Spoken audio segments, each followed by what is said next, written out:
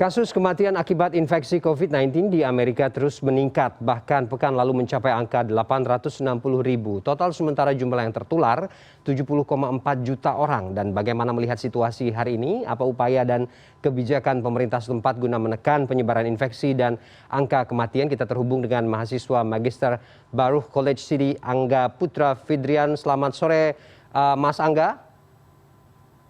Selamat sore waktu Indonesia, Mas Fadli. Baik, terima kasih Mas Angga sudah bergabung dengan kita. Langsung saja Mas Angga, saya ingin konfirmasi beberapa hal. Kita tahu beberapa pekan terakhir ini angka dan kasus kematian yang sangat tinggi membuat Amerika ini menduduki peringkat pertama di dunia ya. Analoginya 1 dari 5 orang sekarang terjangkit COVID-19. Bagaimana kemudian menggambarkan situasi terkait data-data seperti ini di sana, Mas Angga? Sebenarnya kalau dibandingkan kondisi di Amerika Serikat sebelum masuknya Omicron sebenarnya sama aja gitu ya. Saya tinggal di New York City di mana nggak ada pembatasan yang lebih ketat gitu.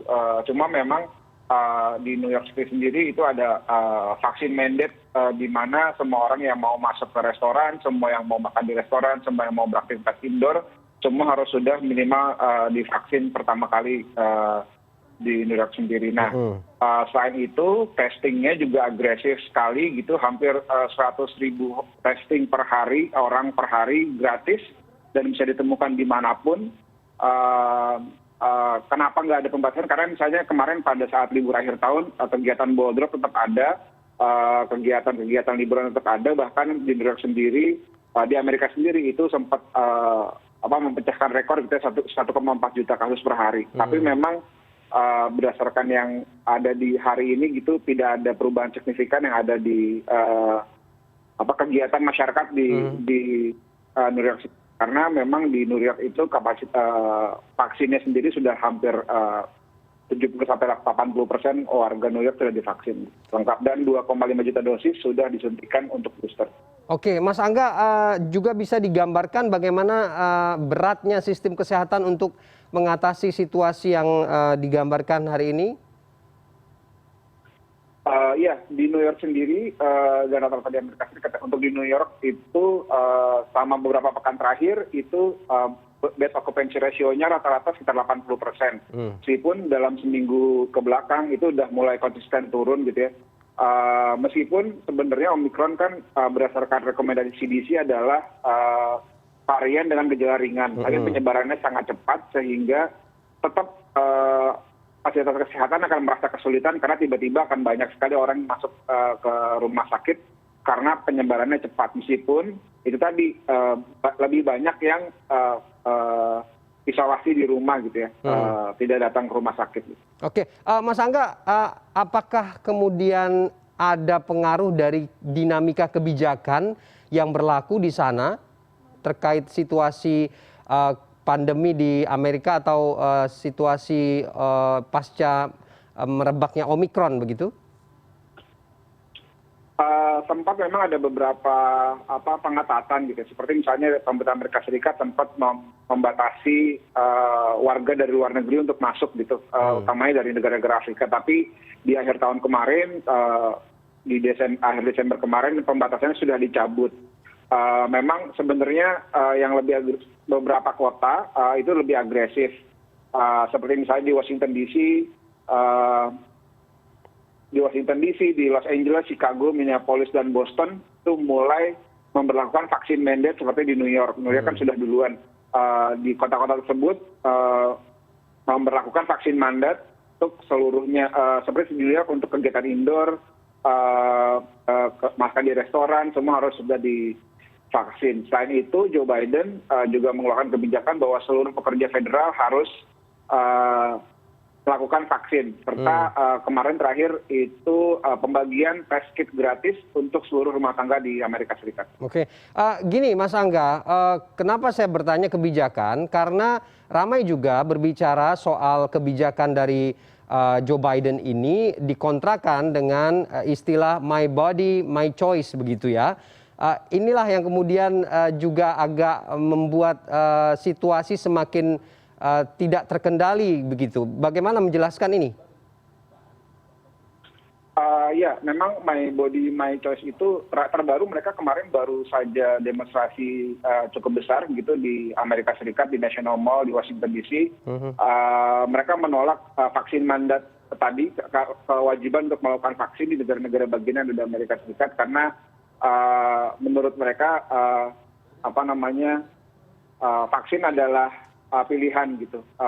Vaksin adalah pilihan bagi warga negara Amerika Serikat. Cuma memang faktanya gitu, fakta yang ada di lapangan per hari ini adalah salah satu keberhasilan New York, pemerintah kota New York mengendalikan Omicron di kotanya itu adalah karena kecakupan vaksinnya cukup tinggi gitu. Ada 83,9% tadi untuk seluruh warga yang sudah mendapatkan dosis pertama gitu.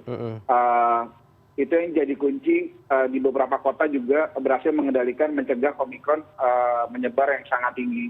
Karena berdasarkan data yang saya miliki di New York sendiri gitu dari total kasus yang ada untuk warga yang divaksin itu yang warga sudah divaksin yang kena Omicron itu 368.000, sedangkan untuk warga yang tidak divaksin itu ada 935.000 orang yang kena Omicron gitu. Jadi memang perbandingannya sangat signifikan sekali, 1:3 orang gitu ya, dari yang atau yang vaksin berbanding 3 orang yang tidak kena vaksin gitu. Ini dari data keberhasilan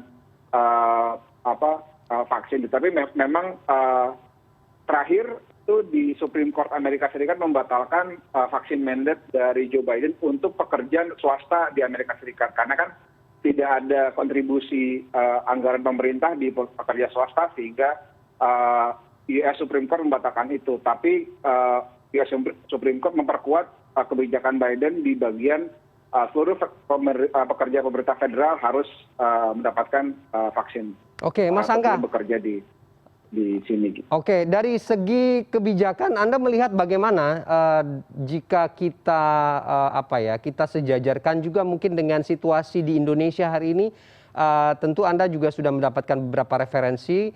Bagaimana Anda melihatnya soal penanganan COVID dan penyebaran Omicron di Indonesia dan di Amerika? Ya, sebenarnya yang sudah yang lakukan pemerintah Indonesia untuk membatasi orang masuk gitu ya dan harus karantina itu sebenarnya cukup membantu melokalisir penyebaran. Tapi juga yang paling penting adalah agresivitas vaksin dosis pertama gitu. Itu yang menurut saya juga penting jadi kunci untuk keberhasilan mengendalikan Omicron masuk di Indonesia. Karena untuk membatasi kegiatan sendiri sebenarnya tidak perlu tidak perlu agresif gitu ketika misalnya vaksinnya sudah dilakukan gitu ya karena itu keberhasilan itu ada di sini gitu mungkin itu juga bisa dikelola di Indonesia gitu. Oke. Membatasi orang yang masuk karena kan di Amerika tidak membatasi orang yang masuk tapi karena Indonesia sudah membatasi orang yang masuk harus karantina dulu dan harus negatif lalu misalnya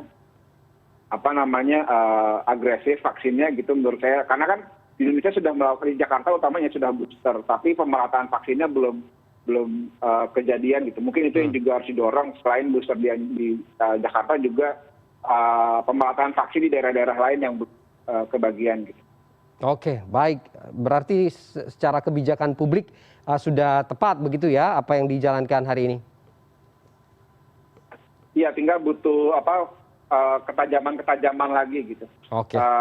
Untuk kaitan dengan vaksin dan tes utamanya tes ya karena yang salah satu yang membuat beda adalah di sini tuh tes itu masif dan gratis. Semua orang bisa tes, semua orang bisa dimanapun kapanpun tanpa dipungut biaya gitu. Jadi tidak ada orang tuh nggak ngerasa aduh kalau saya tes harus bayar gitu itu kayaknya juga jadi yang penting gitu untuk dilakukan di Indonesia gitu. Agresivitas tes gratis dimanapun kapanpun siapapun bisa tes tanpa batasan warga negara tanpa batasan tempat tinggal gitu itu yang jadi penting. Oke, baik, semoga hal-hal baik itu bisa diadopsi di Indonesia supaya bisa terus menangani situasi pandemi hari ini dengan merebaknya varian Omicron di tanah air. Terima kasih Angga Putra Firdian, mahasiswa University of New York dari New York, Amerika Serikat.